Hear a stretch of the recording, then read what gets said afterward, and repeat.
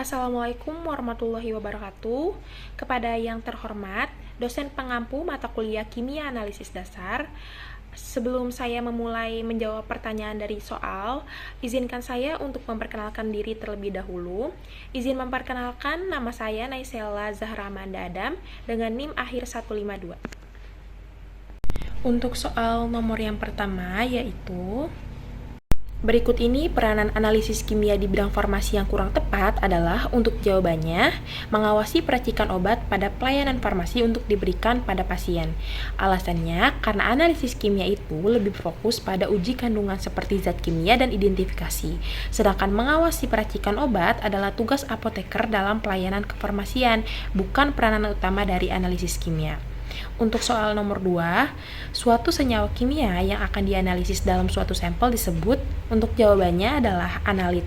Kenapa analit? Karena analit merupakan zat atau senyawa yang menjadi target pengukuran dalam suatu analisis kimia. Untuk soal nomor 3, metode analisis yang bertujuan menentukan identitas sampel adalah, untuk jawabannya, analisis kualitatif. Karena alasannya, analisis kualitatif digunakan untuk mengetahui apa kandungan atau jenis zat dalam suatu sampel identitasnya. Untuk soal nomor 4, metode yang melibatkan reaksi kimia yang berlangsung sempurna dan perhitungan stoikiometri pasti untuk mengetahui identitas dan atau jumlah senyawa dalam sampel disebut metode. Jawabannya adalah analisis kuantitatif. Karena analisis kuantitatif itu untuk mengukur jumlah atau zat dalam sampel dan melibatkan reaksi kimia yang lengkap serta perhitungan stoikiometri untuk menentukan kadar senyawa. Contohnya adalah titrasi.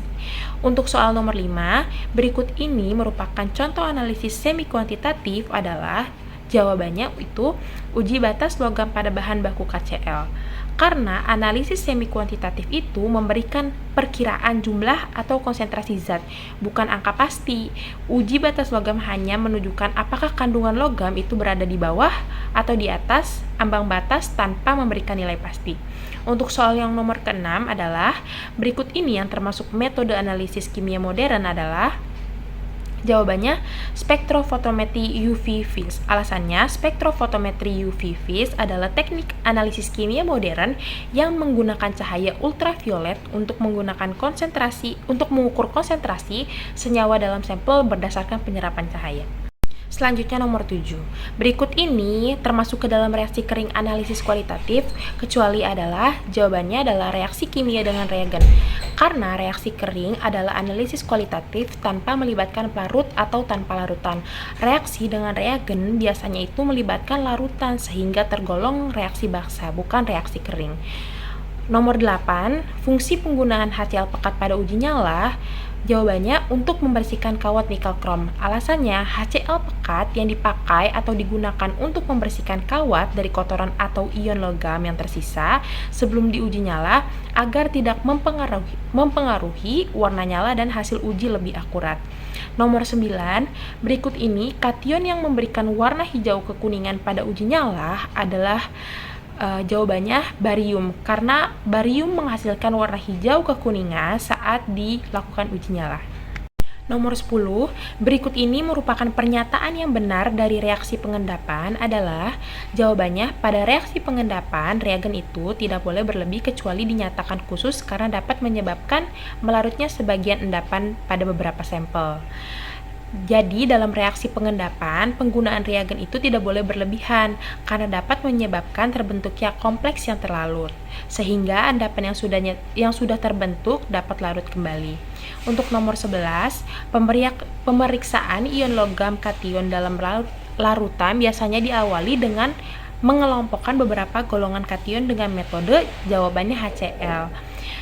Jadi dalam analisis kualitatif kation, langkah pertama itu biasanya dilakukan dengan penambahan HCl atau asam klorida, HCl encer, untuk mengendapkan golongan 1, misalnya Ag+, Pb+, dan Hg2+, sebagai endapan klorida yang terlarut. Nomor 12, berikut ini tahapan analisis senyawa anorganik untuk blank identification yang benar adalah, jawabannya yang pertama itu pemeriksaan pendahuluan, 2 pemeriksaan ion logam atau kation dalam larutan, 3 reaksi golongan anion, dan reaksi spesifik, 4 kesimpulan. Alasannya, Untuk yang pertama itu pemeriksaan pendahuluan agar mengetahui sifat fisik atau indikasi awal seperti warna, bau, kelarutan, dan lain-lain. Untuk yang kedua pemeriksaan kation atau ion logam itu memakai reagen tertentu seperti HCl, H2S untuk menentukan golongan kation. Untuk yang ketiga reaksi golongan anion dan reaksi spesifik itu untuk mengenali anion dan memastikan hasil kation dengan reaksi Cass. Yang keempat kesimpulan identifikasi akhir berdasarkan hasil pengujian. Untuk nomor 13, berikut ini merupakan pemeriksaan pendahuluan yang sering dilakukan pada pemeriksaan anion adalah jawabannya pengujian dengan H2SO4 encer dan pekat. Alasannya, pengujian awal terhadap anion biasanya itu dilakukan dengan menambahkan asam sulfat encer dan pekat ke dalam sampel. Nomor 14, pada reaksi analisis golongan kation, klasifikasi penggolongan kation berdasarkan sifat kation terhadap beberapa reagen di bawah ini, kecuali adalah untuk jawabannya NH42CO3. Alasannya, NH42CO3 atau amonium karbonat itu biasanya digunakan atau dipakai untuk membedakan kation alkali tanah seperti Ca2+, Sr2+, Ba2+, bukan untuk penggolongan utama awal sehingga bukan termasuk reagen utama dalam klasifikasi golongan kation. Nomor 15. Apakah senyawa yang menghasilkan endapan putih pada reaksi penggolongan 1 yang tidak larut dalam air? Jawabannya AgCl. Karena AgCl atau peraklorida itu menghasilkan endapan putih karena merupakan garam yang sangat sedikit larut dalam air. Dalam reaksi penggolongan kation golongan 1, kation seperti Ag+ atau ion perak diuji menggunakan larutan HCl encer.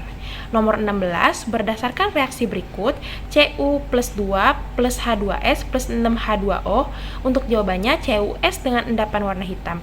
Karena ion Cu2 plus bereaksi dengan gas H2S menghasilkan tembaga 2 sulfida atau CuS yang membentuk endapan hitam. Selanjutnya nomor 17, berikut ini manakah kation yang termasuk kation golongan 2A? Jawabannya Sn atau timah. Alasannya golongan 2A termasuk logam-logam yang membentuk endapan dengan H2S dalam larutan netral atau sedikit basah seperti Sn2+ atau timah, Pb2+, Bi3+, Cu2+, dan Cd2+. Nomor 18, reagen apakah yang digunakan pada penentuan kation golongan 3 sehingga membentuk endapan sulfida? Jawabannya NH4Cl plus NH4OH plus H2S.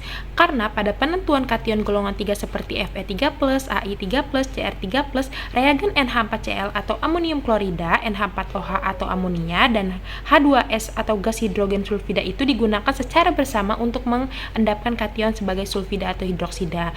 Nomor 19, berdasarkan reaksi berikut, senyawa dan warna endapan apakah yang akan terbentuk dari reaksi 2Ai plus 3 plus 3S2- plus 6H2O? Jawabannya Ai2S3 dengan endapan berwarna putih. Karena Ai3 plus itu bereaksi dengan Se2- itu membentuk Ai2Se3, namun Ai2Se3 tidak stabil dalam air dan terhidrolisis menghasilkan endapan AiOH3 berwarna putih dan gas H2S. Jadi endapan putih yang terlihat berasal dari AiOH3. Nomor 20, reagen berikut dapat digunakan untuk membedakan Pb+ dan Hg+, di mana Pb2+ akan terbentuk endapan berwarna kuning telur dan pada Hg+ akan terbentuk endapan berwarna hijau. Reagen manakah yang dimaksud? Untuk jawabannya yaitu K2CrO4. Karena K2CrO4 itu bereaksi dengan Pb+ membentuk endapan PbCrO4 atau kuning telur dengan Hg+ membentuk Hg2CrO4 atau hijau, sehingga bisa membedakan keduanya berdasarkan warna endapan. Sekian dari soal yang saya baca dan jawaban yang saya jawab. Terima kasih. Wassalamualaikum warahmatullahi wabarakatuh.